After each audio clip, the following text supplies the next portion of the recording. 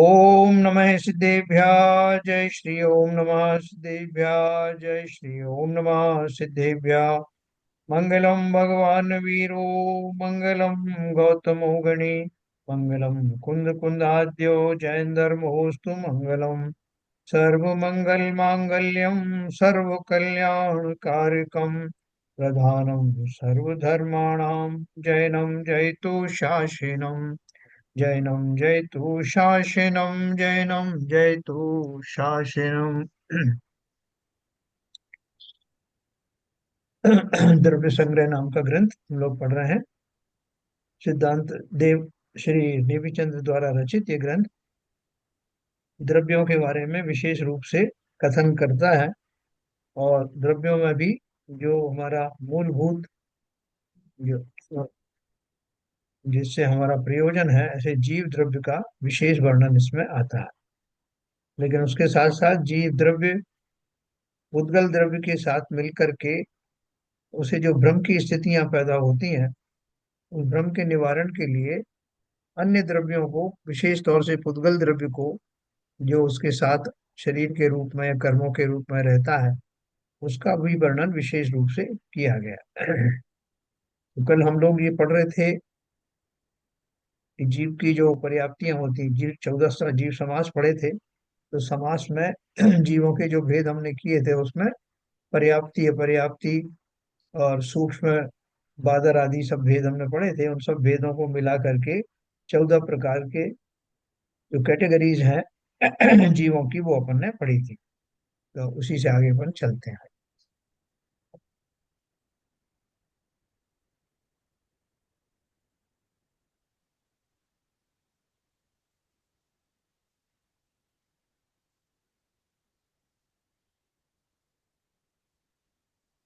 ये अपन ने पढ़ा था, एक अंतर मुहूर्त में पर्याप्ति पूरी होती है। अपर्याप्त जीव एक श्वास में 18 बार जन्म मरण करता है। निरोग पुरुष की एक बार नाड़ी चलने में जितना समय लगता है, उसे श्वास कहते हैं। 48 मिनट में 3773 श्वास होते हैं। जो कल सीवीएन साहब का एक जो प्रश्न था, यह पर्याप्तक जीव का जो एक श्वास में 18 बार जन्म मरण है, इतनी ही आयु तो उसकी बताई थी नेवोदिया जीव की। तो वो इसमें उसमें क्या फर्क है, तो मैंने किसी को पूछा है, तो उसका उत्तर आएगा जब मैं आपको बताऊं।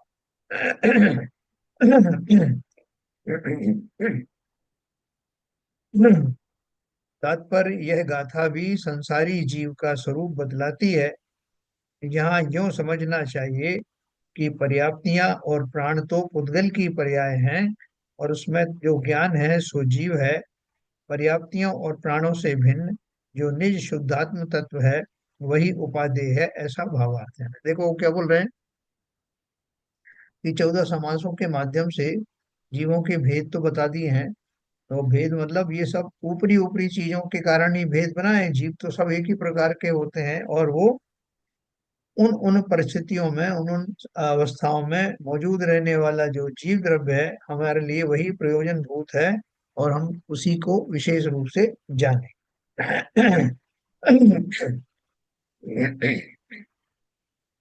जीव के दूसरे भेद क्या है, यानी दूसरी तरह से भी जीव को कैसे जाना जा सकता है। ये 14 मार्गणाएं तो हमने पढ़ी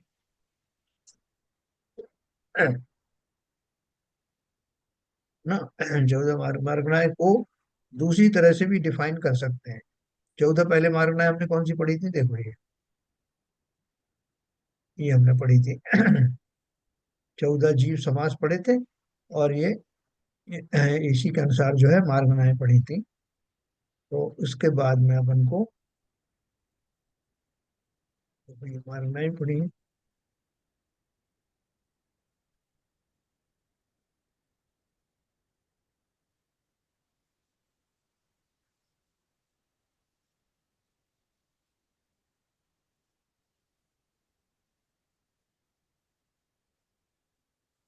तो चलिए ये सब हमने पढ़ चुके हैं। अभी अपन देखो इसको आगे चलते हैं।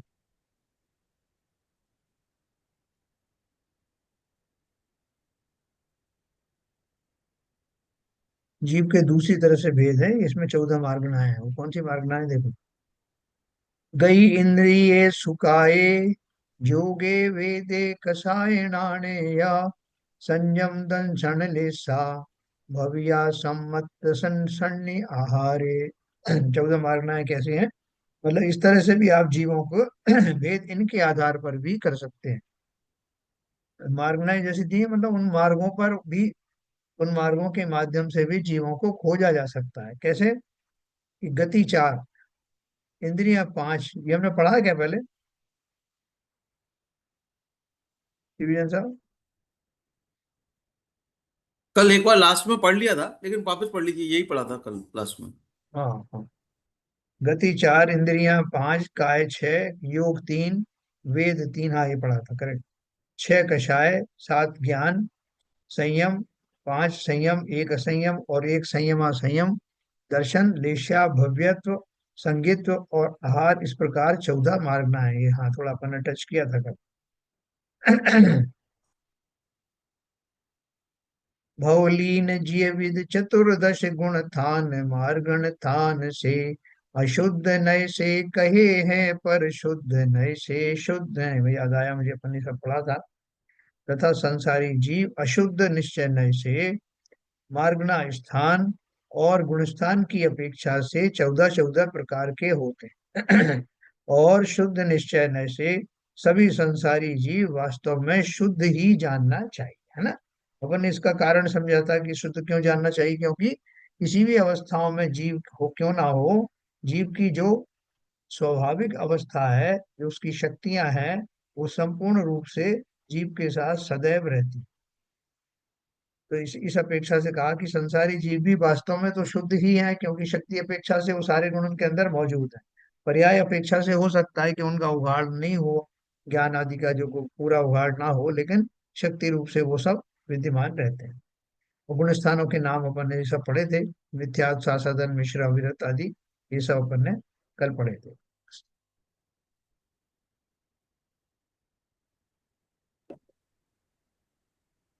बृहद द्रव्य संग्रह की इस गाथा की भूमिका में लिखा है कि अब शुद्ध पारिणामिक परम भाव ग्राहक शुद्ध द्रव्यार्थिक नय से सभी जीव शुद्ध बुद्ध एक स्वभावमय हैं।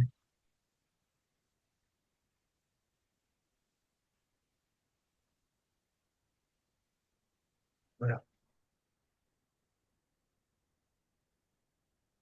शुद्ध पारिणामिक परम भाव ग्राहक शुद्ध द्रव्यार्थिक नय से सभी जीव शुद्ध बुद्ध एक स्वभावमय हैं, है ना? पारिणामिक भाव अपन ने क्या पढ़ा था? पारिणामिक भाव कैसे कहते हैं? परम पारिणामिक भाव, जीव के 3 भाव होते हैं ना परम पारिणामिक, भव्यत्व, अभव्यत्व, जीवत्व। ये मुख्य रूप से 3 भाव होते हैं, और उनको ये जो उस अपेक्षा से जिन इन भावों में पारणमिक भाव किसे कहते हैं कि वो जीव के किसी कर्म के कारण नहीं होते, वो नैसर्गिक दशाएं हैं। तो वो जो नैसर्गिक जो भाव होते हैं, इनमें कोई कर्म का लेना देना नहीं, वो परम पारणिक भाव कहलाते हैं। उस भाव के कारण, उस भाव की कसौटी पर हम सभी जीव खरे उतरते हैं, अर्थात शुद्ध द्रव्यार्थिक नय या परम पारणिक रूप, दोनों एक ही बात है। उससे जीव सभी शुद्ध बुद्ध और एक स्वभावमय है। पश्चात अशुद्ध नय से 14 मार्गना स्थान तथा 14 गुण स्थान सहित होते हैं, ऐसा कथन करते हैं। अभी होली खेल करके आए 4-5 व्यक्ति, एक के शरीर पर जो है वो लाल कलर लगा था, एक पे पीला लगा था, एक पे पेंट पुता हुआ था, एक पे गुलाल लगी हुई थी।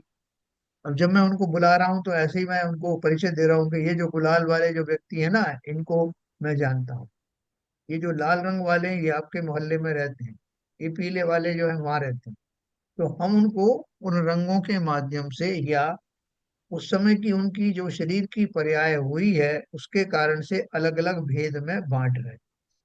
लेकिन अगर सच में देखें तो वो सब कौन है? मनुष्य हैं, एक जैसे मनुष्य हैं। और मनुष्य से भी अंदर अंदर देखें तो सभी जीव द्रव्य हैं। तो ठीक उसी प्रकार से वो कह रहे हैं कि ये जो मार्गणाएं और आपको गुणस्थान आदि बताए जा रहे हैं, ये किसी अपेक्षा से बताए जा रहे हैं, बाकी पर्याय अपेक्षा से बताए जा रहे हैं। बाकी तो स्वभाव रूप से ये सारे जीव शुद्ध रूप से आत्मद्रव्य हैं, जिनके अंदर वो सभी गुण मौजूद हैं जो स्वाभाविक दृष्टि से पाए जाते। फिर प्रश्न किया किसी ने, शुद्ध द्रव्यार्थिक और अशुद्ध नयों के विषय एक ही साथ होने पर भी शुद्ध द्रव्यार्थिक नय और पश्चात अशुद्ध नय ऐसा क्यों कहा है? क्या बोल रहे हैं? द्रव्यार्थिक और अशुद्ध नयों के विषय एक ही साथ होने पर, एक ही साथ कैसे हुए हैं? उसका उत्तर होता है, शुद्ध द्रव्यार्थिक नय का विषय एक ही आश्रय करने योग्य है, क्योंकि उसके आश्रय से जीव के धर्म रूप शुद्ध पर्याय प्रकट होती है, और इसलिए दुख का अभाव होकर सुख रूप दशा होती है। अशुद्ध नय के विषय के आश्रय से जीव के अशुद्ध पर्याय प्रकट होती है, इसलिए उसका आश्रय छोड़ने योग्य है, ऐसा बताने के लिए शास्त्रों में शुद्ध द्रव्यार्थिक नय को प्रथम और अशुद्ध निश्चय नय को अशुद्ध नय, यह व्यवहार नय को पश्चात कहा जाता है ना। तो ये तो अपन को समझ में आ गई बात की, जो जैसे मैंने आपको कहा कि सभी जीव जो है वो रंग खेल करके आए, तो उन सब में एक चीज कॉमन है कि वो सब मनुष्य हैं। हाँ, यह सब जो सभी जीव हैं, तो जब हम उनको बोलते हैं तो आपस में बात करते हैं कि भाई साहब आप नहा लिए क्या, नहा धो लिए क्या, क्यों? क्योंकि बस नहाने के बाद सबको नहाना, नहाने के बाद अपने नैसर्गिक स्वरूप में आ जाएंगे, इसलिए नहाने की बात हो रही है। उन्होंने ये नहीं बोलेंगे, उनको उनको डिस्कशन करेंगे, क्योंकि हमें अल्टीमेटली अपने नॉर्मल स्वरूप में आना है ना। इसी की चर्चा होगी, कब जाऊंगा नहाऊंगा धोऊंगा सब सब तब सही हो जाएगा।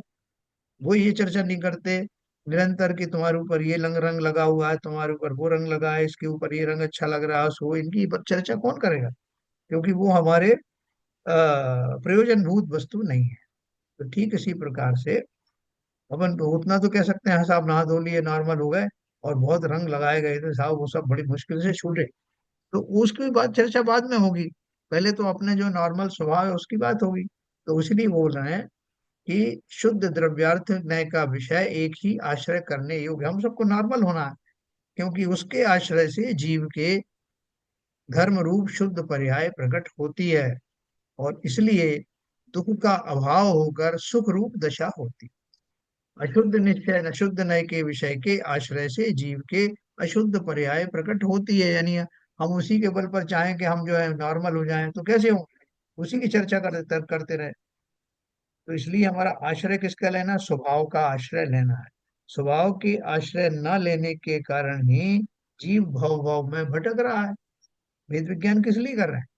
इसलिए तो कर रहे हैं कि मुझे अपना असली स्वभाव मालूम पड़े, और असली में मैं कौन हूँ इसका भान होते ही फिर असली कौन सा सुख है जो मुझे सूट करेगा उसका भान हो। इसलिए मेरा तो सारा फोकस किस पर है? अपने शुद्ध द्रव्य स्वभाव के ऊपर ही दृष्टि है। उस पर दृष्टि होते ही मेरा वो सारा अशुद्धि अशुद्धि जो है मेरी पिघलने लगती है, और मैं शुद्ध स्वभाव में धीरे धीरे स्थापित होने लगता हूँ, है ना। इसलिए वो क्रम बताया आगे पीछे का। शुद्ध पारिणामिक परम भाव क्या है ना, पहला क्या बताया था पहले नंबर पे? ये पहले नंबर में भूमिका दी थी इन्होंने, है ना। और अब इसके बारे में ये बता रहे हैं, शुद्ध पारिणामिक भाव क्या होता है, जो मैंने आपको बताया। पारिणामिक का अर्थ सहज स्वभाव है, उत्पाद व्यय रहित ध्रुव एक रूप स्थिर रहने वाला भाव पारिणामिक भाव है। तो क्या बात लिखी है? उत्पाद व्यय रहित ध्रुव एक रूप स्थिर रहने वाला भाव पारिणामिक भाव है। उत्पाद व्यय रहित क्यों बताया? क्योंकि अपन ने क्या परिभाषा पढ़ी है कि समस्त द्रव्यों में ये उत्पाद व्यय और द्रव्य बना रहता है। उत्पाद व्यय और द्रव्य क्या है?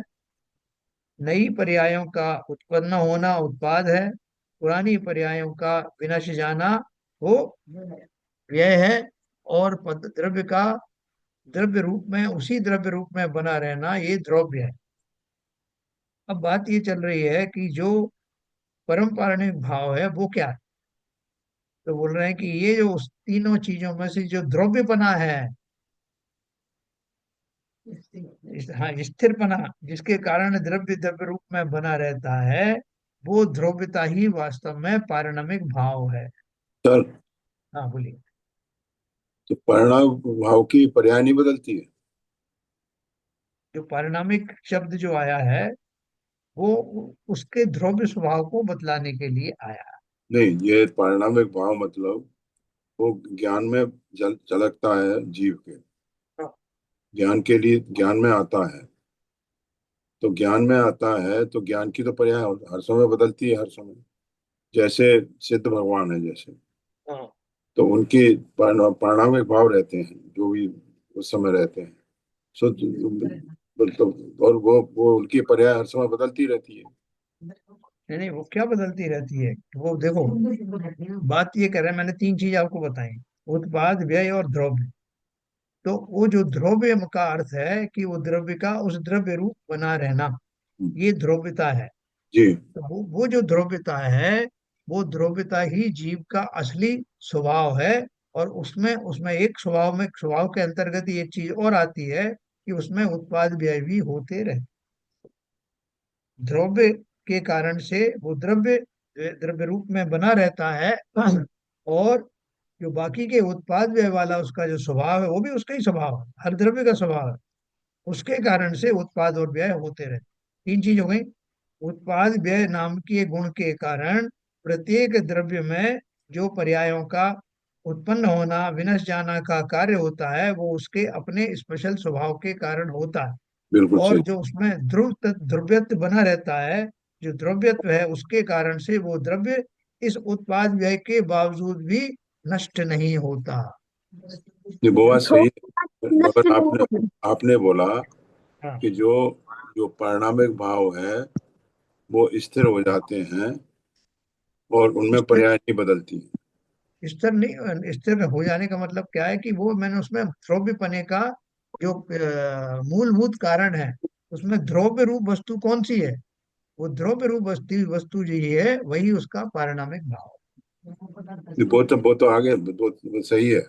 मतलब वो जो बाकी सब चीजों से के अभाव अभाव हो जाता है, जो उसका परिणामिक भाव है द्रव्य स्वरूप का जो वस्तुत्व गुण है, उस हाँ, उसके अनुसार उसमें रहता है, मगर उसकी पर्याय तो हमेशा बदलती रहती है ना हर समय। उसका मना थोड़ी किया कि वो नहीं बदलती। उसमें से आपको कैटेगरी बता दी। जैसे मैं बोलूं किसी जीव को कि भाई साहब ये जो जीव है ये हमेशा बना रहता है, ये जो है इसकी 40 साल की आयु है, ये 70 साल तक या 80 साल तक रहेगा। और इसके अंदर जो है इसका एक गुण और भी है कि ये हमेशा वस्त्र धारण करता है, उनको बदलता रहता है। तो जब तक इसकी आयु है ये बदलता भी रहेगा। बदलने वाला कौन है? वो जो मनुष्य है जिसकी मैं चर्चा कर रहा हूँ। मगर और इधर तो बदल, लिखा हुआ है कि उत्पाद व्यय रहित।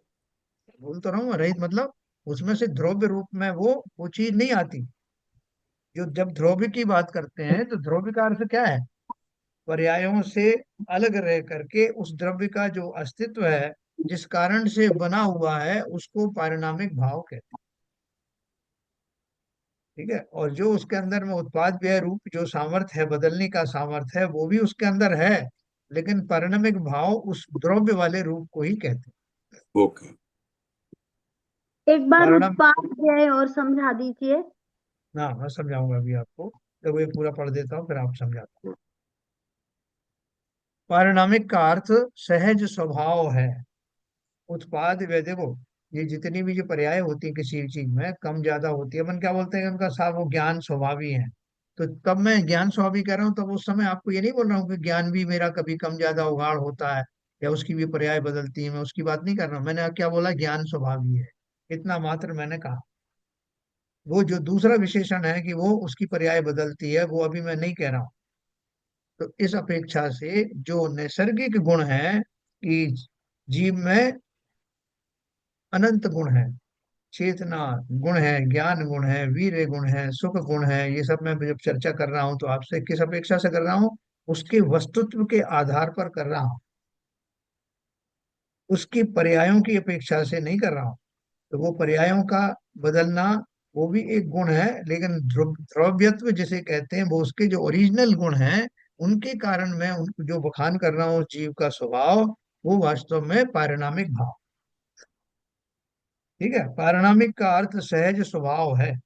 उत्पाद व्यय रहित ध्रुव, एक रूप स्थिर रहने वाला भाव पारिणामिक भाव है। देखो, जब आप ये भाव दीपिका नाम का एक ग्रंथ है, पंडित दीपचंद जी कासलीवाल का लिखा हुआ, उसमें 52 प्रकार के भावों का वर्णन किया है, तो बहुत गहराई से किया है।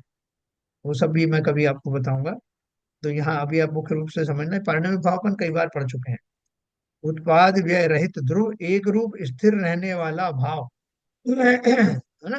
खाली द्रव्यत्व वाले भाव को ही पारिणामिक भाव कहते हैं। पारिणामिक भाव सभी जीवों के सामान्य होता है, अर्थात सभी जीव त्रिकाल अनादि अनंत ध्रुव रूप से शक्ति रूप से शुद्ध है ना। देखो, पर्याय तो शुद्ध अशुद्ध हो सकती, शुद्ध अशुद्ध पर्याय हो सकती ना। आप खाली की ज्ञान की ही बात कर रहे हो कि वो कम ज्यादा होता, कम ज्यादा तो अलग बात है।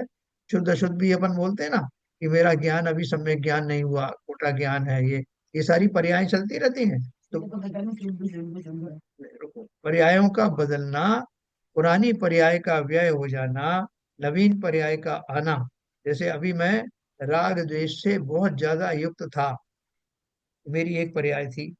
उसके बाद में विशेष मेरे पुरुषार्थ के द्वारा मेरे रागों में विशेष कमी हुई, इसमें से एक अनंतानावंदी जब चली गई, तो वो जो पर्याय दशा है वो बदल गई पर्याय। तो ये पर्यायों के बदलने का सामर्थ्य तो मुझ में है, लेकिन ये बदलाव जो है, जो हो रहे हैं उनमें शुद्ध अशुद्ध ये मेरा स्वभाव थोड़ी। पर्यायों के माध्यम से पर्यायों की शुद्धता अशुद्धता ये तो बदलने वाली चीज है। तो बदलने वाली जो चीज है वो पारिणामिक भाव नहीं है। जो ध्रुव रहने वाली बात है, जो अस्तित्व वाली बात है, जैसे जो भी मेरे गुण हैं, इंटैक्ट गुण हैं, जिनके कारण सदैव मैं जीव रूप में बना रहता हूँ, वो मेरा ध्रुव स्वभाव ही मेरा पारिणामिक भाव। पर्यायों का बदलना आदि वो मेरा ध्रुव स्वभाव में शामिल नहीं है।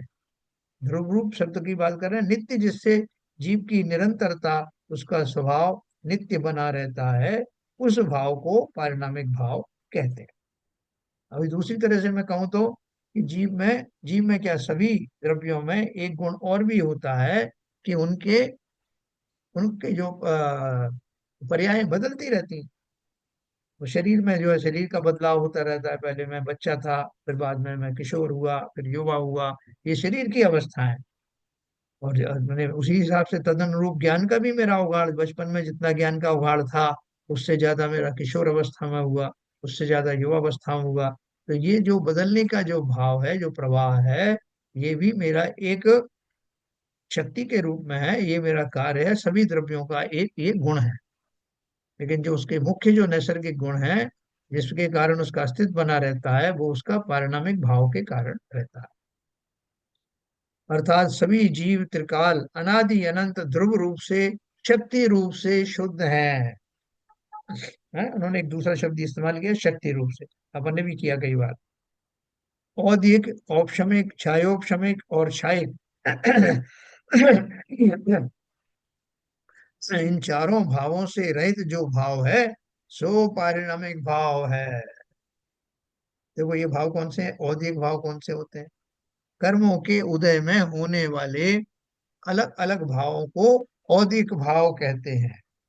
जैसा उसका तीव्र जो है वो कषाय का उदय आ गया, उसका तीव्र क्रोध कषाय का उदय आया, उसका जो है ज्ञानावर्णी कर्म का उदय आया। तो ये सब जो भाव हैं वो कौन से हैं? औदिक भाव हैं।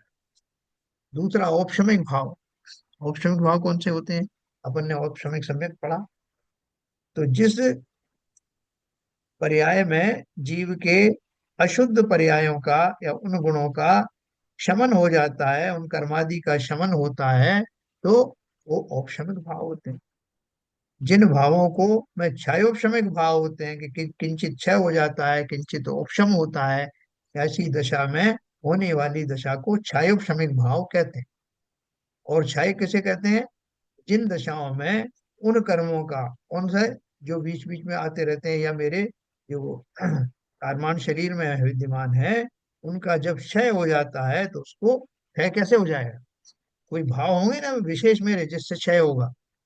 जिन भावों से वो क्षय को प्राप्त होते हैं, उन भावों को क्षय भाव कहते हैं। तो ये चारों तरह के जो भाव हैं, ये पर्यायों से जुड़े रहते हैं या कर्मों से जुड़े रहते हैं। इनके कारण से वो पर्याय बदलती रहती।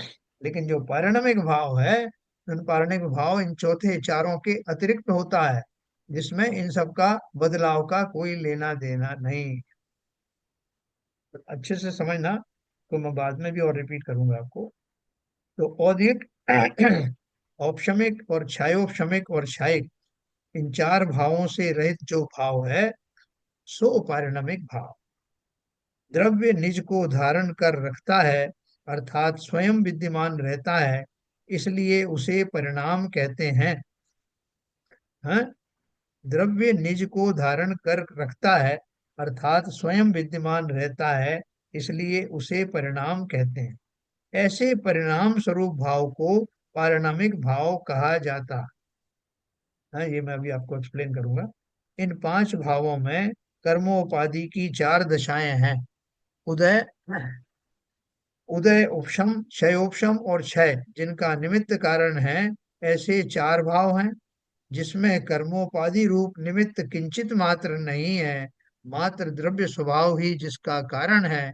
ऐसा एक मात्र परिणामिक भाव है। वो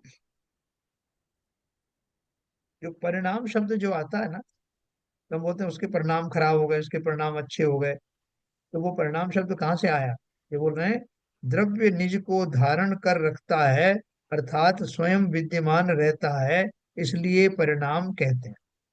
जो एक पारिणामिक शब्द जो आया है, पारिणामिक शब्द का उन्होंने उसका परिभाषा बताई कि उसमें पारिणामिक शब्द क्यों आया।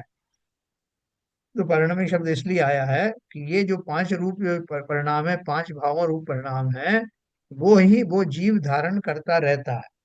उनमें से चार परिणाम तो जिसमें कर्मों के फल स्वरूप आते हैं। पांचवा जो भाव है, जिसमें कोई कर्म का निमित्त नहीं होता, नैसर्गिक रूप से वो भाव बने ही रहते हैं। जब जीव के सारे कर्म समाप्त हो जाते हैं सिद्ध अवस्था में, तो उनका कौन सा भाव रहता? यही पारिणामिक भाव बना रहता है, जिसके कारण जीवत्व, जिसमें जीवत्व नाम का मुख्य गुण है। अभव्यत्व तो है ही नहीं, और भव्यत्व के कारण तो वो सिद्ध दशा में विद्यमान है। तो अब क्या रह गया? जीवत्व नाम का जो पारिणामिक भाव है, उसके कारण जीव अपने संपूर्ण वैभव के साथ, अपने संपूर्ण गुणों के साथ बना रहता है, चिरकाल तक बना रहता है, स्थायी रूप से बना रहता है। इसलिए वो भाव जिन्हें कोई कर्मों की अपेक्षा नहीं है, कर्मों से निरपेक्ष होने, कर्म रहे या ना रहे, वो भाव सदैव बना रहता है। ठीक है? और जब कर्म नहीं रहते तो वो अकेला ही रहता, सिंपल बात। जैसे ये जिसमें आत्मा का सिद्ध भगवान हो गए, हम्म केवल उनका देखना, जानना, अनुभव करना, यही हो गया पारिणामिक भाव, है ना? यही ध्रुव है ना, नष्ट भी नहीं होगा, उत्पन्न भी नहीं होगा। बोल, आपकी बात सही है। हाँ, एकदम सही है। अभी ये मतलब मेरे को बताओ कि, जितना समझ में आया, पूरा तो नहीं हाँ, आया। नहीं देखो, आप सही दिशा में जा रही हैं। अभी आप समझो, आपने बोला कि उनका स्वभाव ज्ञाता दृष्टा है ना, हाँ। ज्ञानती है देख, तो हाँ। ऐसा स्वभाव हमारा अभी है कि नहीं? इस नहीं। पर्याय में है कि नहीं? अ, स्वभाव की बात, स्वभाव की बात कर रहा हूँ। अभी तो नहीं है। बताओ भाई, कोई व्यक्ति के रूप में मतलब है कि नहीं? निश्चय रूप से तो है, वही, उसी की क्योंकि बात करें, उसी आत्मा को। है तो उसमें तो ज्ञाता दृष्टा रहेगा। बस। भले ही ढका हुआ है अभी। तब हाँ, तो स्वभाव रूप से, शक्ति रूप से वो मेरा ज्ञाता दृष्टापना कहीं गया थोड़ी, हाँ। बना ही हुआ है। जैसे सूरज के ऊपर में बादल आ जाए, तो उससे हम्म, सूरज का जो स्वभाव है वो बदल जाएगा क्या? नहीं। है ना? वो बादलों के पीछे तो अपने नैसर्गिक भाव सहित उसका जो आतप आदि है, जो प्रताप है, उसके साथ में अभी भी विद्यमान है। ऐसे ही ये कर्मों आदि के आवरणों के बीच में मेरा स्वभाव का उघाड़ भले ही ना हुआ हो, लेकिन उसकी शक्ति समाप्त थोड़ी हुई, वो तो सदैव रहती है, वैसे ही रहती है।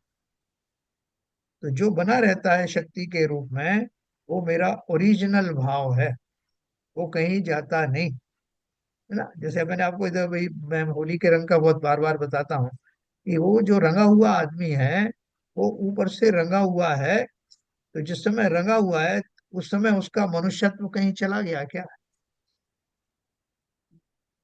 ऊपर से रंगा है, बहुत ज्यादा रंगा हुआ है, तो उसका मनुष्यत्व तो कहीं गया नहीं है। जो उसका ओरिजिनल रूप है वो तो उसके रंगों के बीच में विद्यमान है। और जब वो रंग चले जाएंगे तब भी है, रंग लगे थे तब भी वो स्वभाव विद्यमान है, रंग निकल गए तब भी वो स्वभाव कभी जाता नहीं। तो जो कोई जाता नहीं, जिसे जिसे कोई कर्मों की अपेक्षा नहीं, कर्म आओ जाओ उससे उसको स्वभाव को कोई फर्क नहीं पड़ता, ऐसा वो स्वभाव ही नैसर्गिक भाव है, परम पारणमिक भाव है, शक्ति रूप से रहने वाला भाव है, जो कभी बदलता नहीं। उस स्वभाव में कोई पर्याय नहीं पड़ती। जो ध्रुव स्वभाव है उसमें कोई पर्याय नहीं बदलती, नहीं तो फिर उसका ध्रुवत्व रहेगा नहीं, उसकी नित्यता रहेगी नहीं। तो उसकी जो दूसरी चीज है कि उनके उस गुणों की जो पर्याय होती हैं वो एक अलग बात है। लेकिन जिस गुण के कारण उसका अस्तित्व उसी रूप में सदाकाल बना रहता है, वो उसका पारिणामिक भाव है। आपने पहली बार सुना है कि आपने पहले भी कई बार पढ़ा है? क्या शिवजन साहब, कुछ समझ में नहीं यस, आया? नहीं बिल्कुल सही है सर। चलिए बहुत बढ़िया। जब ऊपर लिखा है, जिसमें कर्म उपाधि रूप निमित्त किंचित मात्र नहीं है, मात्र द्रव्य स्वभाव ही जिसका कारण है, ऐसा एक पारिणामिक भाव है। जीव के अंदर में जिस भाव के कारण जीवत्व बना रहता है, वह भाव ही वास्तव में उसका ओरिजिनल भाव है। उद्गल में जिस भाव के कारण जड़त्व बना रहता है, या उद्गल के योग्य जो भाव बने रहते हैं, वो भाव उसके ओरिजिनल भाव हैं। एक लकड़ी के अंदर में जो स्पर्श रूप गण और जो चार उसके जो गुण होते हैं, मुख्य गुण होते हैं, वो उसके छोटे से कण में भी वही रहेंगे, और बड़ा सा लकड़ी का टुकड़ा होगा उसमें भी वही रहेंगे। वो अंश कभी गायब नहीं होंगे, क्योंकि उन्हीं के कारण तो वो वस्तु उस रूप है। पुद्गल के सारे, न केवल पुद्गल के सारे गुण, पुद्गल में भी विशेष रूप से लकड़ी के जो गुण है, जो लोहे आदि के नहीं है, वो गुण उसमें बने रहेंगे तो वो लकड़ी बनी रहेगी, है ना। इसी तरह से जीवत्व भाव जीव का परम पारणमिक भाव है, जिसके कारण जीव जीव रूप में बना रहता है। तो दूसरे नंबर पे यह भाव, देखो ये बहुत अच्छा सा भाव है। इसका चिंतन हमको क्या करना है? चिंतन इसीलिए तो करना है, बदलने वाली चीजों का क्या करना कि मेरे साथ पहले ऐसे कर्म थे, फिर मैंने ये किया, वो कर्म चले गए। पहले मैं बीच में मेरा ज्ञान खोटा था, वो ज्ञान आ गया। कभी मेरा जो है अंतराय कर्म का उदय हुआ कर, इन सब से क्या करना है? वीतिताई विसारे दे, आगे की सुधि ले। आगे की क्या है? क्या सुधि लो आगे की? आगे की ये सुधि लो कि जो तुम हो सदा काल रहोगे, जिसके कारण जीव का ध्रुवपना विख्यात है, वो भाव जीवत्व भाव है, भव्यत्व भाव है। मुख्य रूप से अवयवत्वाद की तो अपन बात चर्चा कर चुके हैं। तो ये इसे ऐसा पारिणमिक भाव है, मैं उसका धनी हूँ। मुझे आप सातवीं नरक की पृथ्वी पे पटक दो ना, बांधो मारो काटो कुछ भी करो, मेरा वो जो स्वभाव, जीवत्व पने का स्वभाव, उसका नाश कभी नहीं होता। इस भाव को धारण करके ही भेद विज्ञान किया जाता है। इस भाव को धारण करके ही संसार से निकलने का पुरुषार्थ किया जाता है। इसलिए इस भाव को अंदर समाहित करके रखना। ये कर्म भी मेरे कुछ नहीं कर सकते, क्योंकि मैं जीवत्व स्वभाव वाला जीव हूं, जिसका एक पल भी बिना जीवत्व के जाता नहीं। यह भाव त्रिकाल शुद्ध और परम है। इसलिए इसे शुद्ध पारणमिक परम भाव कहते हैं। अपन ने उसमें ही पढ़ा था, ये करणानि योग परिचय जो पढ़ा था उज्ज्वला शाह जी का, उसमें भी अपन ने ये भाव पढ़े थे, और भी कई जगह पढ़े। क्योंकि उसके आश्रय से जीव के शुद्ध पर्याय प्रकट होती हैं। दूसरे चार भावों को अपरम भाव कहते हैं, क्योंकि उनके आश्रय से जीव के अशुद्ध पर्याय प्रकट होती। अब आप बोलोगे कि अभी तो आप बोल रहे थे कि इनको उत्पाद व्यय से कुछ लेना देना नहीं, इनको पर्यायों से कुछ लेना देना नहीं, तो वो बात बिल्कुल सही है। लेना देना नहीं का अर्थ क्या है? उस स्वभाव के, उस ध्रुव स्वभाव में से ही वो निकलते हैं। लेकिन ध्रुव स्वभाव की परिभाषा क्या है? ध्रुव स्वभाव, जैसे हम बोलेंगे साहब एक व्यक्ति है, वो व्यक्ति बहुत तरह तरह के आदेश देता है। है, वो आदेश देता है उसके दो दो, वो आदेश देना, आज कुछ आदेश दिया, कल कुछ आदेश दिया, तो ये सब परसों उसने वो पिछला जो आदेश दिया तो उसको वापस ले लिया।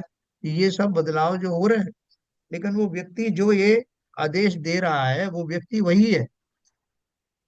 फॉर एग्जाम्पल, अभी अपन उसको ये माने कि वो स्थिर है, उसका कुछ बिगड़ नहीं रहा है, उसकी पर्याय की बात नहीं करते, जो वो पर्याय में अपन कौन सा गिन रहे हैं, जो अलग अलग वो आदेश दे रहा है, अलग अलग जो है अपनी वो भावनाएं प्रकट कर रहा है, वो सब उसकी पर्याय है। लेकिन वो जीव जो देने वाला है वो तो वही है, उसका जो स्वभाव, उसकी पर्सनालिटी, वो तो वही के वही है।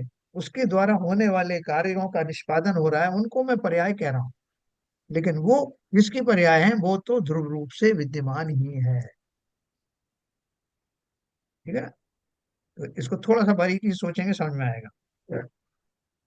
यह भाव त्रिकाल शुद्ध और परम है, इसलिए इसे शुद्ध पारणमिक परम भाव कहते हैं, क्योंकि उसके आश्रय से जीव के शुद्ध पर्याय प्रकट होती है।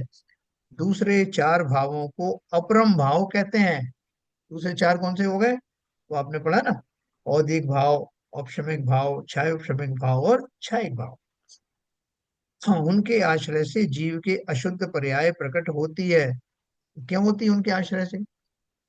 क्योंकि वो आप जानते हो कि उसमें क्या छिपा हुआ है। औदिक भाव में तो सीधा सीधा उदय है कर्मों का, उपशम भाव में भी किन्हीं कर्मों का शमन है, किसी का उदय है, यानी उन सब में कहीं ना कहीं कर्मों का की चर्चा बनी हुई रहती है। तो उन ये परम भाव है, तो वो अपरम भाव है, अपरम। दूसरे चार भावों को अपरम भाव कहते हैं, क्योंकि उनके आश्रय से जीव के अशुद्ध पर्याय प्रकट होते। समस्त कर्म रूपी विष वृक्ष को उखाड़ फेंकने में समर्थ ऐसा यह परम भाव त्रिकाल निरावरण है। त्रिकाल निरावरण का अर्थ क्या है? समस्त कर्म रूपी विष वृक्ष को, जितने भी कर्म मेरे जीवन में आए, चले गए, फिर आए, चले गए, और काफी समय तक सत्ता में रहे। मैं अभी शुद्ध की अपेक्षा से बात कर रहा हूँ कि जैसे हम अब सिद्ध हो गए, मेरे जीवन में आए और फिर चले गए। वो कैसे चले गए? समस्त कर्म रूपी विष वृक्ष को उखाड़ फेंकने में समर्थ इस बल पर चले गए। कैसे उनको मैं निकाल बाहर करने में समर्थ हो सका? वो इसी भाव के कारण। जब भी मैंने भेद विज्ञान किया, तो जब मैं कहता हूँ मैं तो जीव द्रव्य हूँ, तो जीव द्रव्य को कह देने में तो आसान है, जीवत्व का कि मैं भाव समझता हूँ कि जीव द्रव्य हूँ, मतलब क्या हूँ। जैसे मैंने गाय कहा आपको, तो गाय कहते ही वो गाय मेरे सामने आ जाती है, कल्पना में उसका जो दृश्य है मेरे अंदर उजागर हो जाता है। तो ठीक उसी प्रकार से जब मैं जीव हूँ ये मानता हूँ, वेद विज्ञान करता हूँ, तो उसका जीवत्वपना, उसके समस्त गुण, उसका द्रव्यपना मेरे सामने खड़ा हो जाता है। और वही मेरा, उस द्रव्यपने का साक्षात्कार ही मुझे उन कर्मों से मुक्त करता है। क्या मुनि लोगों ने ध्यान लगाया, साहब मुनिराज ने बड़ा ध्यान लगाया, शुक्ल ध्यान लगाया। पहला शुक्ल ध्यान दो, क्या करते हैं शुक्ल ध्यान? शुक्ल ध्यान में क्या करते हैं? जैसा वो चिंतन करते हैं अपना, अपना मतलब क्या? अपना का अर्थ वही उसी परम भाव की बात हो रही है। देखो, जब अपन इससे बारीक चीजें पढ़ेंगे ना, तो वो बड़े बड़े जो पंडित हैं या वो मुनिराज हैं, वो इन भावों की जो अपन पढ़ रहे हैं ना, अभी अपन जो पढ़ रहे हैं, जिस लेवल के साथ पढ़ रहे हैं, या जिस लेवल का अपन ध्यान या भक्ति कर रहे हैं, वो तो बहुत एलिमेंट्री चीज है। वो जो 14 गुण स्थान में होने वाला जो चिंतन है, हम ऊपर ऊपर से कह देते हैं हमने शुक्ल ध्यान किया, महाराज ने पहला शुक्ल ध्यान किया और 10वें गुण स्थान पे आग से ऊपर आ गए, दूसरा गुण स्थान किया, ये दूसरा शुक्ल ध्यान किया। ये सब शुक्ल ध्यान में होता क्या है? तो होने का भी अभी इसमें खाली एक इशारा भर किया है। असली शुक्ल ध्यान का स्वरूप तो बहुत बाद में ध्यान करते करने से आता है, पढ़ने से भी नहीं आए। तो फिर वो जो ध्यान करते हैं वो क्या करते हैं? जो शुक्ल ध्यान का विषय है मैं बता रहा हूँ, तो क्या बताया समस्त कर्म रूपी विश्व वृक्ष को उखाड़ फेंकने में समर्थ, ऐसा यह परम भाव त्रिकाल निरावरण है। त्रिकाल निरावरण का अर्थ क्या है? हमेशा ही शक्ति रूप से मौजूद रहता है, उसे कोई बादल ढक नहीं सकते, कर्मों के बादल आदि। ये निरंतर उदीयमान है, विद्यमान है, आलोकित है, ये कहीं जाता नहीं। है ना? इसी भाव को ध्यान में रख के जब हम और आप भी चिंतन करेंगे तो ये इसी में करेंगे चिंतन, इसी भाव का करेंगे। इसलिए इस भाव को विशेष रूप से समझना। सब्बे शुद्धाहु शुद्ध नया, शुद्ध नय से सभी जीव वास्तव में शुद्ध हैं। यहाँ शुद्ध नय का अर्थ द्रव्यार्थिक नय है। द्रव्यार्थिक नय का अर्थ क्या है? द्रव्य रूप से, फिजिकल एंटिटी के रूप से मैं जीव हूं, पर्याय की दृष्टि से नहीं, त्रिकाली स्वभाव की दृष्टि। शुद्ध नय से सभी जीव वास्तव में शुद्ध हैं। यहाँ शुद्ध नय का अर्थ द्रव्यार्थिक नय है। इस दृष्टि से देखने पर सभी जीव शुद्ध ज्ञायक स्वभाव के धारक हैं। मात्र पर्याय दृष्टि से जीवों की पर्याय में तारतम्य होते हैं, यह बतलाने के लिए यहाँ उसे अशुद्ध नय का विषय कहा जाता है? जीवों में जब तक इस तरह की पर्यायें चलती हैं, है? कौन कौन सी कैसी पर्याय चलती हैं? जैसे मेरा जो राग आदि भाव होना, कषायिक भाव होना, मोह आदि के भाव होना, ये सारे जो भाव होते हैं तो वो सारे कैसे हैं? वो पर्याय उनकी आती रहती हैं, जाती रहती हैं। कभी मेरा तीव्र कर्म का बंध होता है, कभी कम का होता है, कभी उनका उदय होता है। तो ये सारे जो भाव हैं उनकी एक सीक्वेंस होती है, जिसे तारतम्यता कहते हैं। एक के बाद एक के बाद एक सीक्वेंस। तो ये क्या बोल रहे हैं? सभी जीव शुद्ध ज्ञायक स्वभाव के धारक हैं। मात्र पर्याय दृष्टि से जीवों की पर्याय में तारतम्य होते हैं। यानी ये जो मेरे बदलाव होते हैं ये पर्यायों में होते हैं। मेरे ध्रुव स्वभाव में कोई ऐसी तारतम्यता नहीं कि कभी मैं जीव हो गया, कभी अजीव हो गया, कभी आधा जीव हो गया, कभी पूरा जीव हो गया। ऐसा कोई बदलाव मेरे जीवत्व में कभी होता नहीं। वो किस अपेक्षा से कहा? द्रव्य दृष्टि से। पर्याय दृष्टि से मैं क्या देता हूँ कि कभी साहब मेरा ज्ञान बहुत कम हो गया, मैं जड़ जैसा हो गया। कभी कह देता हूँ मैं फला फला कर्म से युक्त हो गया। ये सारी पर्यायों की अपेक्षाएं हैं। तो संसार में बहुत कुछ हुआ, है ना? भौतिक रूप से कभी मैं गरीब हो गया, कभी अमीर हो गया, कभी मैं दुबला हुआ, कभी मोटा हुआ। ये सब पर्याय शरीर के माध्यम से, शरीर जिसमें मुख्य प्रमुख था उसके माध्यम से, कभी मानसिक रूप से, कभी मैं दुखी रहा, आकुल रहा, व्याकुल रहा। ये सब तरह की पर्याय हैं। तो ये सारे चेंजेस, सारे बदलाव पर्याय दशाओं में ही होते हैं। लेकिन द्रव्य की दशा में द्रव्यार्थिक नय से सभी जीव शुद्धता से भरे हुए हैं, उस ओज से, उस शक्ति से सदा उदीयमान हैं, सदा ही सुख से भरे हुए हैं। तो कैसे बात कर रहे हो? सुख से कहाँ भरे हैं? हम तो दुखी हैं। वो जो सुख नाम का गुण है वो उजागर नहीं हुआ, लेकिन गुण है। जिस वजह से नहीं महसूस हो रहा है, यही भेद विज्ञान ना करने से। तुम जानो तो सही। जैसे अपन ने उसकी रिक्शे वाले की बात करी थी ना, कि वो रिक्शे वाला को पता नहीं था कि वो धनवान है, अपने को गरीब महसूस करके रिक्शा चला रहा था, फटे पुराने कपड़े पहनता था और खुल करके सबको बोलता था गरीब आदमी। जब उसके पिताजी के मित्र ने उसको बताया कि भैया तेरे पिताजी इतने करोड़ रुपए छोड़ के गए हैं बैंक में, मैं तो तुझे ढूंढ रहा था, तू मिला नहीं। तब उसको ज्ञान हुआ कि मैं तो इतना धनी हूँ। तो दृष्टि बदलते ही सृष्टि बदल गई। ऐसे ही हम और आप इन पर्यायों में अपने आप को दुखी महसूस करते हैं, क्योंकि हमें अपना स्वरूप ही नहीं पता कि मैं कैसा धनपति हूँ।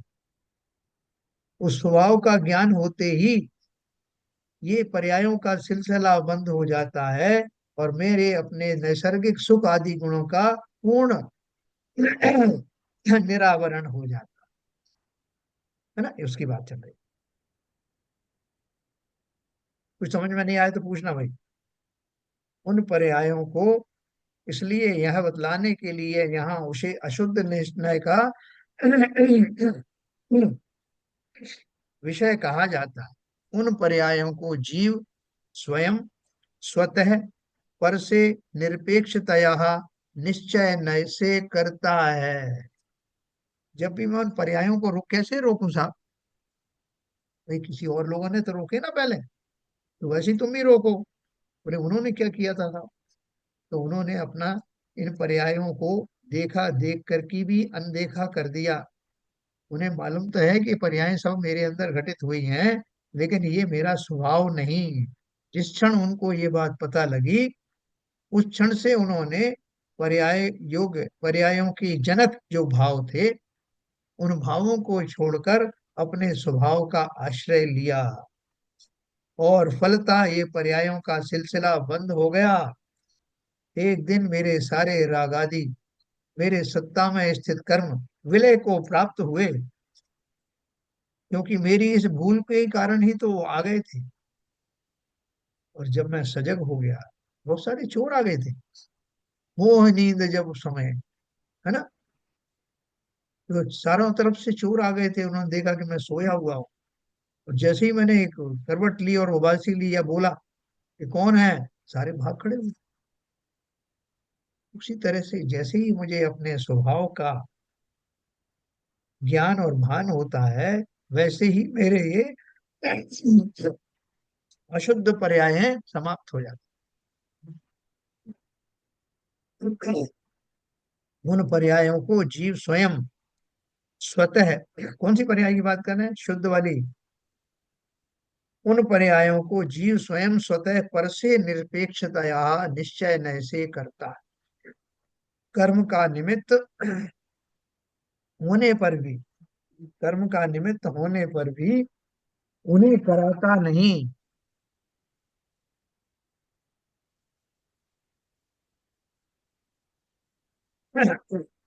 इसलिए पर से उसका भेद ज्ञान कराने के लिए अशुद्ध नय कहा जाता है। वो मेरा नहीं, अगर मेरे अतिरिक्त कुछ है तो वो मेरा नहीं।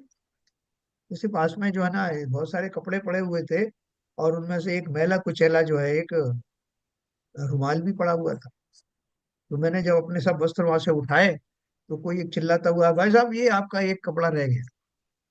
ये कौन सा कपड़ा रह गया? ये देखो ना, ये मिट्टी में लथपथ जो है ये वाला। बोले ये मेरा नहीं है। तो क्योंकि मैं जान गया हूं कि ये मैलापन वाला मेरा कोई भी कपड़ा नहीं है, मेरे सब साफ सुथरे हैं। तो बोले ये मैला तो आपने किया था ना? बोले किया होगा, अभी मेरा नहीं है, वो पहले का पड़ा हुआ। तो ऐसे ही बोल रहे हैं, कर्म का निमित्त होने पर भी कर्म उन्हें कराता नहीं। जैसा मेरा जो है तीव्र क्रोध कर्म का उदय हुआ है, इसलिए वो मुझे ये आपके ऊपर क्रोध करना पड़ रहा है। तो क्या बोलते हैं? कर्म का निमित्त होने पर भी कर्म उन्हें कराता नहीं। कर्म में ना तो शक्ति है, ना ज्ञान है। वो आपको मजबूर नहीं करता कि आप ऐसा करिए। कर्म के उदय में वैसे प्रसंग तो आ सकते हैं, लेकिन उस काल में भी आप समर्थ हैं कि उनमें आपको कैसा व्यवहार करना है, इसका निर्णय आप तब भी ले सकते हैं। आया है, बहुत जोर से गुस्सा हो रहा है। तो मुझे स्वभाव शांत रहना है या नहीं रहना है, ये मेरी चॉइस है। तो इसलिए बोले, कर्म का उदय होने पर भी कर्म उन्हें कराता नहीं। इसलिए पर से उसका भेद ज्ञान कराने के लिए अशुद्ध नय कहा जाता है। ये जो कर्मों का उदय आया है, मैं उसमें मजबूर नहीं। तो मजबूर नहीं अर्थात मैं उसकी अनदेखी कर सकता हूँ। वो मात्र पर्याय रूप से प्रकट हुआ है, मैं उसको इग्नोर कर सकता हूँ, इसलिए वो अशुद्ध नय के खाते में आता है। पर में आता है, वो पर है, वो मेरा भाव है। और शुद्ध नय की अपेक्षा से अशुद्ध नय भी व्यवहार नय है, ऐसा समझना चाहिए। देखो अपन ने तीन तरह के भाव पढ़े थे। व्यवहार नय, अशुद्ध निश्चय नय और शुद्ध निश्चय नय या शुद्ध नय, तीन पढ़े थे ना। अब वो क्या बोल रहे हैं? अशुद्ध निश्चय नय को भी आप व्यवहार ही समझिए। क्यों समझिए? क्योंकि वो मेरा स्वभाव नहीं है, क्योंकि वो निज नहीं है, और अपने से अतिरिक्त जितने भी पर पदार्थ हैं वो सब व्यवहार के खाते में चले जाते हैं। अशुद्ध निश्चय नहीं, मेरा स्वभाव नहीं, इसलिए पर है, इसलिए व्यवहार। ये बात समझ में आई सीविजन साहब? Yes sir. और शुद्ध नय की अपेक्षा से अशुद्ध नय भी व्यवहार नय है, ऐसा समझना चाहिए। इसलिए श्री समय सार की 56वीं गाथा में मार्गणा स्थान, गुण स्थान आदि भावों को व्यवहार नय का विषय कहा है। देखो, अपन ने एक बार समय सार पढ़ी थी, जब कभी दूसरी बार पढ़ेंगे ना तो आपको नई चीजें समझ में आएंगी। उन्हीं गाथाओं में से आपको नया नया रूप में समझ में आएगा कि साहब ये बात तो बहुत बढ़िया है, ये तो मैंने पहले पढ़ी नहीं। पढ़ी नहीं का अर्थ क्या है? कि उसको उस टाइम में वैसा एब्जॉर्ब नहीं किया। अब धीरे धीरे समझ में आ रहा है इसमें ये सारा समय सार की इतनी महत्व महत्व क्यों है, इतनी उसकी प्रशंसा लोग क्यों करते हैं। समय का अर्थ ही आत्मा है। तो उसकी एक एक गाथा का जब आप इस भाव से चिंतन करेंगे, उसमें जगह जगह अलग अलग बात कही है। राग द्वेष आदि को बोल दिया कि ये तो पुद्गल का है, मेरा नहीं है। कभी बोल दिया कि ये तो मेरा ही है, पुद्गल का कैसे हो सकता है। कभी बोल दिया कि जो अशुद्ध निश्चय न है और शुद्ध निश्चय न है में से अशुद्ध निश्चय भी व्यवहार जैसा है। वास्तव में व्यवहार है, क्योंकि स्वभाव के अतिरिक्त जितनी भी वस्तुएं हैं वो पर है, और जितने भी पर हैं वो व्यवहार में है। एक्चुअली जो अशुद्ध पर्याय है, ए, जीव समास और मारगणा, ये अशुद्ध पर्याय ही तो है, बिल्कुल। तो इसलिए व्यवहार से हैं। लेकिन है, क्योंकि हम हमारे चारों तरफ जो संसार बिखरा हुआ है उससे हम आंख थोड़ी बंद कर लेंगे। कोई पूछेगा साहब आप सब चीजें माया बोल रहे हो, सब ये नश्वर है, लेकिन है तो सही ना, एग्जिस्ट करती है ना। बिल्कुल करती है। जिस रूप में करती है वो भी हमें मालूम है, जिन उनका जो सोर्स है वो भी हमें मालूम है। और इन सब से अलग मैं कैसे हूँ, मेरी इन पर्यायों का अंत कैसे होगा, ये सारा विज्ञान और आर्ट, आर्ट एंड साइंस दोनों अब मैं जानने लगा हूँ। साइंस तो वो है 2+2=4, जैसा कर्म करता हूँ उसके अनुपात में वैसा ही फल मिलता है, ये सब साइंस है। और जब सब कर्मों से रहित हो जाता हूँ तो मुक्ति को प्राप्त होती है। जितने भी सिद्धांत है वो सब साइंस है। और उसको प्राप्त करने के लिए जो मैं विशेष अभियान चलाता हूँ, जो मैं विशेष अपने भावों में बदलाव लाता हूँ, वो सब आर्ट है। मैं आदिनाथ भगवान को रोज नमस्कार करता हूँ तो यही बोलता हूँ, जीवन जीने की कला जिन्होंने सिखाई। दोनों तरह का जीवन, बाह्य जीवन ने असी मसी कृषि सिखाया था ना, और अंतर में कैसे भाव करता है, साधनाएं कैसे करना है, वो भी उन्होंने ही सिखाया। इसलिए जीवन में वो art of living, art of life सिखाने वाले आदिनाथ भगवान को नमस्कार।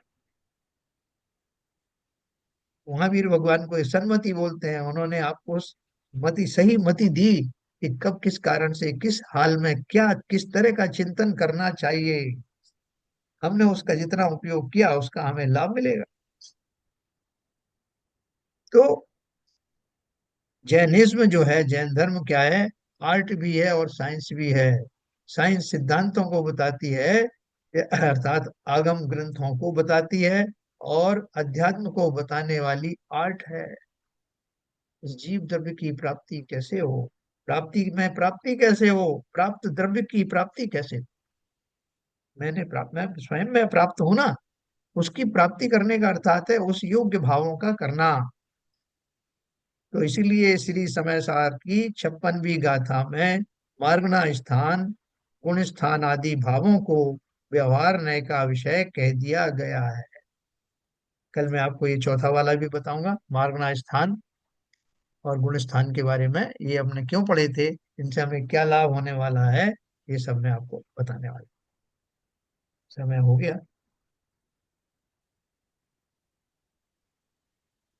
ठीक है सर, हो सकता है कुछ आपको समझने में दिक्कत आई हो, तो कोई भी स्पेसिफिक क्वेश्चन हो तो आप बताना, कल अपन उसको एड्रेस करें। ललित जी, थोड़ा समझ में आया क्या?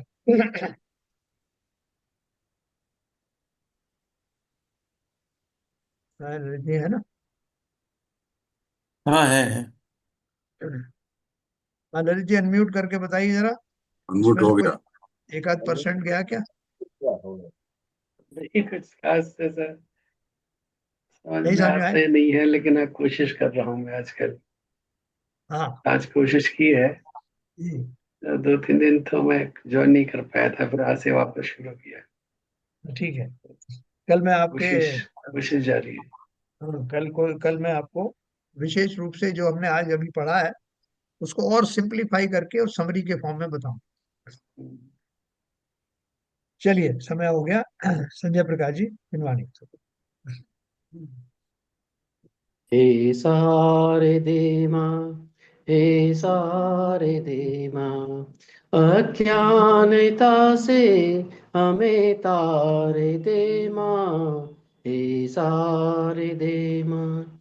मुनियों ने समझी, गुणियों ने जानी, शास्त्रों की भाषा, आगम की वाणी। हम भी तो जाने, हम भी तो समझे, विद्या का फल तो हमें माँ तू देना, हे सारे दे माँ, हे सारे दे माँ।